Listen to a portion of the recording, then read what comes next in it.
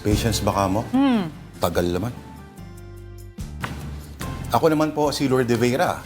Rollback, isang salitang hindi na nadidinig sa loob ng mahaba-habang panahon mula sa Shell, Caltex, Sea Oil, Petron. Pero diesel na menos 21 ang diskwento, huwag na tayo mag-ilusyon.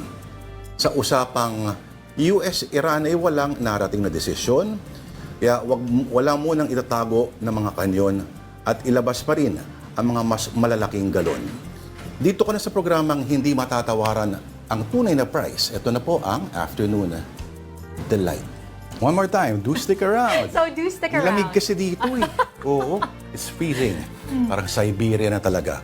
Lord de Vera naman po ang aking pangalan. Noong martial law may kasabihan, sa ikaunlad ng bayan, disiplina ang kailangan. Ayon naman sa kwento, may isang artista raw ang nagsabi, sa ikaunlad ng bayan, bisikleta ang kailangan. Kaya pinagbisikleta raw siya sa loob ng Fort Bonifacio. Pero kahapon naman sa Malacanang, para patunayan na malayo pa siya sa abot ni kamatayan, sa ikaunlad ng bayan, jumping jacks ang kailangan. Kaya dito na tayo sa programang Super Healthy and No Need for Proof of Life. Ito na po ang Afternoon Delight.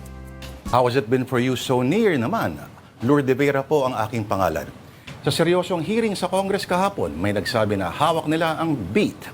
Ngayon sa tindi ng temperatura, hawak ka na ng heat. Pag hindi na kaya ng iwata, meron ka ng anghit. Ang kapalaran ng tulad namin ay napakapait. Bukas, may labanderang magtataka. Ba't basang-basa ang brief?